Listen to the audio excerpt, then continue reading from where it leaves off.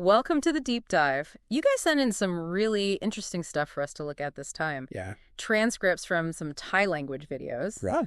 All about strategy evaluation. Okay. And specifically for trading systems. Interesting. So this will be fun. We're going to, try to pull out the good stuff. Okay. For everybody here, especially if you're working with Amibroker software, this will be particularly relevant to you. Yeah. I mean, what's really interesting about this is that the sources really focus on the human element. Okay. They emphasize that the trader is often the weakest link, not the trading system itself. Oh, interesting. So you could have a great algorithm, but then, human error can still mess things up. Exactly. Like, for example, forgetting to factor in things like slippage and commissions. Ah, okay. Those can really eat into your profits if you're not careful. Right. Even a tiny difference in price execution can add up over time. Yeah, like death by 1,000 paper cuts. Yeah. The sources also talk about overcomplicating the trading signals. Yes. What's the problem with that? Well, imagine trying to juggle flaming torches while riding a unicycle. Okay. It's too much to handle. Yeah. If you have too many conditions in your trading system, you're bound to miss opportunities or worse, Right. You freeze up. You don't know what to do. Exactly. You hesitate, and then the market moves against you. And the sources really stress that point. Okay. Successful strategy evaluation is more than just running a quick backtest. Okay. It's about really understanding the strengths and weaknesses of your system. So that's where that concept of market class comes in, right? It's sort of like more of a robust evaluation framework. It is. Market class goes beyond basic backtesting by incorporating in-depth analysis, simulations, and a bunch of performance metrics. Oh, wow. It's kind of like, a stress test for your trading strategy, Right. really putting it through the ringer to see if it can hold up in different market conditions. Yeah. So it's not just about whether a strategy wins or loses, but about how it performs under pressure. Exactly. How resilient is it? Okay. How does it handle different market environments? Gotcha. And market class breaks this down into 4 distinct stages. Okay. It starts with back testing on historical data, testing the strategy on past market data. So like a simulation almost. Right. The sources actually refer to this as in-sample data. In-sample. Okay. It's like testing a car on a closed track. It gives you some initial insights, but it doesn't fully represent real-world conditions. So you kind of have to take it off-road to really see what it can handle. Exactly. That's where the second stage comes in, out-of-sample testing. You test the strategy on a completely different set of historical data that wasn't used in the initial backtest. Okay, so taking that car off the track and driving it on rough terrain. Exactly. You want to make sure the strategy isn't just overfitting to the initial data set. You want to see if it can generalize to different market conditions. Right. Okay. Makes sense. And then the third stage I see is called walk-forward analysis. Yes. This involves breaking down the out-of-sample data into, yearly chunks. Oh, okay. And testing the strategy on each year individually. So it gives you a sense of how the strategy performed under different market conditions over time, like driving that car through all 4 seasons to see how it handles in snow, rain, and sunshine. So you're looking for consistent performance regardless of the market climate. Precisely. You don't want a strategy that only works in a bull market, for example. Right. You want something that could adapt to different market conditions. Okay. And then the final stage is called Monte Carlo simulation, is that right? Yes. This is where things get really interesting. Okay. The Monte Carlo simulation involves running thousands of simulated trades. Okay. With randomized variables to see what the range of possible outcomes could be. It's kind of like creating a virtual wind tunnel for your trading strategy. Oh, okay. Subjecting it to all sorts of market scenarios to identify potential weaknesses. So you're trying to understand not just the average outcome, but also those worst-case scenarios. Exactly. It's like figuring out how much turbulence a plane can handle before it, crashes. Right, or at least has a really bumpy ride. You want to know what you're getting into before you take that flight. That makes sense. So it sounds like this market class system really covers all the bases. It does. It's a very comprehensive framework for evaluating trading strategies. But even with a well-vetted strategy, you still have to worry about the code itself, right? Oh, absolutely. Yeah. Yeah, this really delve into Amibroker's AFL code. Okay. And they point out some major red flags to watch out for, things that they call bad code. And this bad code can really sabotage even the most promising strategies. So give us some examples. What are some of these code level dangers that we should be aware of? Well, the most obvious one is what they call non-functional code. This is code that simply doesn't work. You try to run it and it throws errors. It's like trying to start your car and the engine just sputters and dies. So frustrating. What else? Another issue is code that's technically functional, but it's just incredibly difficult to read. It's overly complex, poorly structured, or maybe it lacks clear comments explaining what the code is doing. It's like trying to read a recipe that's written in hieroglyphics. Right. So it's more about clarity and maintainability than like whether the code technically works. Exactly. And the sources use a great term for this. They call it spaghetti code. Spaghetti code. I like that. Because it's like a tangled mess of dependencies. It's hard to understand and modify or fix. So we want our code to be more like, a well-organized cookbook. Yes. Easy to follow and adjust as needed. Exactly. And then you have the problem of logical errors, which can be really sneaky. These are mistakes in the code's logic that lead to incorrect calculations or trading decisions. So the code runs smoothly, but it's essentially following the wrong recipe. Right. The output might look okay at first glance, but it's fundamentally flawed. Like following a recipe that calls for salt instead of sugar. Yeah. You might not realize the error until you taste it. Ouch. So we've got non-functional code, hard-to-read code, and then code with, like, hidden errors. What are some of the positive things to look for? What makes good code good? The sources give some great advice on that as well. They emphasize the importance of using clear naming conventions for your variables and functions. So instead of using generic labels like X or Y, use descriptive names like, entry price or stop loss level. So it's like labeling your spice jars so you don't accidentally put paprika in your cookies. Exactly. Then there's the importance of commenting your code. This means leaving notes within the code to explain what it's doing. So it's like leaving a trail of breadcrumbs for yourself. Right. Or for anyone else who needs to understand the code later on. Right. The sources also talk about formatting, using consistent indentation and spacing to organize the code visually, making it easier to scan and understand the structure. So like the difference between reading a well-formatted document versus just like a jumbled mess of text. Exactly. Yeah. And finally, they talk about breaking down complex tasks into smaller, more manageable functions. Okay. It's like building a house. You wouldn't try to build the entire thing as one giant structure. You'd break it down into smaller modules. Makes sense. Walls, floors, a roof. And the same applies to coding.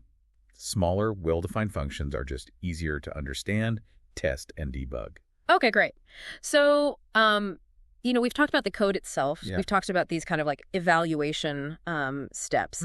But I'm wondering about like the human element of all of this. Yeah. Do the sources address that, the psychology of trading? They do. And this is where things get really interesting. They really emphasize the importance of patience and perspective when evaluating strategies. They caution against rushing into live trading based on like short-term backtesting results. So it's about, resisting the urge to chase those quick wins. Exactly. And like really thinking about the long-term viability of the strategy. Exactly. They actually recommend sticking to a trading plan for at least a year. Wow, a year. And consistently monitoring your performance metrics to make sure the strategy is working as you expect it to. You know that old saying. What's that? The market is a device for transferring money from the impatient to the patient. Ooh, I like that one. It's true. Discipline and a long-term perspective are absolutely crucial for success in trading. Okay. And this applies not only to the strategy itself, but to the code that powers it as well. They really stress the importance of constantly reviewing and refining your code, treating it as a living document that evolves as you learn more about the market. So it's not like a set it and forget it type of thing. No, not at all. You need to be actively engaged with the code, making adjustments, and like constantly learning. Exactly. Okay. Well, this has been really insightful. We talked about like the psychological pitfalls. We've talked about, the nuances of code. Mm-hmm. What else can we expect to uncover in this deep dive? Well, to really see all of this in action, the sources also give us some fascinating case studies. They walk us through the evaluation of two specific trading strategies. One is based on a breakout high concept, and the other is focused on trend following. Ooh. Okay. Yeah. So this is like getting into the nitty-gritty. It is. Let's dig into those examples and see how this all plays out in the real world. Sounds good. All right, so Okay. let's get into those real-world examples. Okay. The sources walk us through the evaluation of those two strategies, Yeah. one based on breakout highs and the other on trend following. And it's interesting to see how they actually go through and apply the market class stages that we were talking about earlier. Okay, yeah, let's see how they hold up. Right. So they start by actually adding in a market classification element to both of these strategies, which they admit, wasn't there initially. Ooh. So again, it highlights that fact that even experienced traders can kind of overlook these things. Yeah. So they're refining the strategies as they go through the evaluation process, I guess. Exactly. Don't be afraid to go back and kind of tweak things as you learn more. Right, yeah. And they put these strategies through the full market class, ringer, in-sample testing, out-of-sample testing, walk-forward analysis, even the Monte Carlo simulations. Wow. The gauntlet. Exactly. And, one of the things that they talk about is setting those realistic expectations, right? Okay. So they mention aiming for a compounded annual return of somewhere between like 10% and 15%. Right. They call that the net. Okay. But as you go through those evaluation stages, you often see a drop-off in that performance.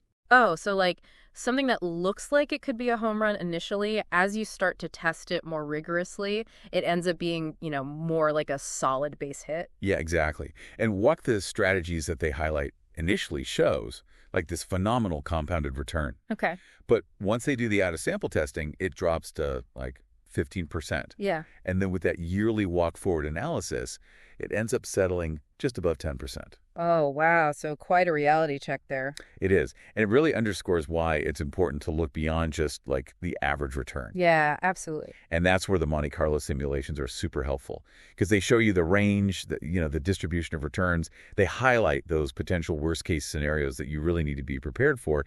And they actually go through and they calculate like the 5th to 10th percentile of compounded returns to demonstrate that. Oh, wow. So even if like the average return looks great, you really need to know like how much you could potentially lose on the downside. Yeah, you got to manage that risk. Yeah, absolutely. Okay, so let's move on to that code analysis. The stuff that they were doing with that Amibroker AFL code, they uncovered some of that bad code we were talking about, right? Yeah. There were some examples that are worth talking about. Okay, so let's get into specifics. What kind of code level red flags were they seeing? Well, one of the things that they noticed was just like overly complex signals. They found cases where people were adding way too many conditions to a buy or sell signal. Oh, okay. Which might look good in backtesting. Right. But it just creates havoc when you're trying to trade live. Yeah, because by the time all those conditions align, the opportunity is probably long gone. It's like waiting for all the traffic lights to turn green before you start driving. Exactly. And they actually suggest that this stems from like this kind of desire to create this perfect system. Yeah. Right. Like a system that never loses. Oh, the holy grail. But yeah, you can't really predict the markets perfectly, so. No, exactly. Yeah. Another thing that they saw was the misuse of dynamic stops, Okay. which, dynamic stops are supposed to help you. Yeah. They adjust your stop loss level as the trade moves in your favor. Right. Potentially lock in some profits. But if they're not used properly, they can actually work against you. How so? I mean, I always thought like a trailing stop loss was supposed to protect your profits. Right. Yeah. But imagine this. You've got this dynamic stop based on some, trailing percentage of the price. Okay. And the market suddenly makes this sharp move against your position. Oh. That dynamic stop could get triggered prematurely, kicking you out of the trade before it has a chance to recover. So it's like getting stopped out right before the roller coaster goes up the biggest hill. Exactly. You miss out on the real gains. Yeah. So they really emphasize this need for balance, between automation and human oversight. Okay. Don't let that complex code totally dictate your trading decisions. Yeah. So have a system that you trust, but, stay vigilant, stay aware. Exactly. Okay, so let's talk about, those good coding practices. Oh, okay. What kind of advice do they give for, people using Amibroker? Yeah. How do we write good code? They really echo a lot of the things that we already talked about, like using meaningful variable and function names. Right. So instead of just calling something X or Y, you call it entry price or stop loss level. Yeah. It's like writing a recipe with clear instructions. Exactly. And proper formatting, using indentation, spacing, breaking up those large blocks of code into smaller, more manageable chunks. Oh. They even suggest, like, limiting the number of lines per block to something like 10 to 30. Okay. So, you don't have these giant, huge blocks of code that are just impossible to decipher. Yeah, strike that balance between, like, conciseness and clarity. Exactly. Oh. Now, I'm curious about this. What about comments in code? Oh, yeah. Because traditionally, comments are seen as helpful. Right. But I know there's, like, this whole debate about whether they're actually a good thing. Yeah. Some people say they're just clutter. Right, right. And the sources kind of take a nuanced stance on this. They say if you need a ton of comments to explain what your code is doing, then your code probably isn't clear enough in the first place. Ah, so they're advocating for code that's so well-structured, so self-explanatory that you don't even really need comment. Exactly. It's like a well-written novel. Yeah. The story should flow naturally without needing a bunch of footnotes to explain what's happening. Right, right. And they have this great quote, "In most cases, the use of comments is to compensate for the failure to express the logic of the code itself within the code." Ah, that's a good one. That really kind of highlights the importance of writing that, like, elegant, expressive code that just, like, speaks for itself. Right. And they use this great analogy, clean up your code as you go.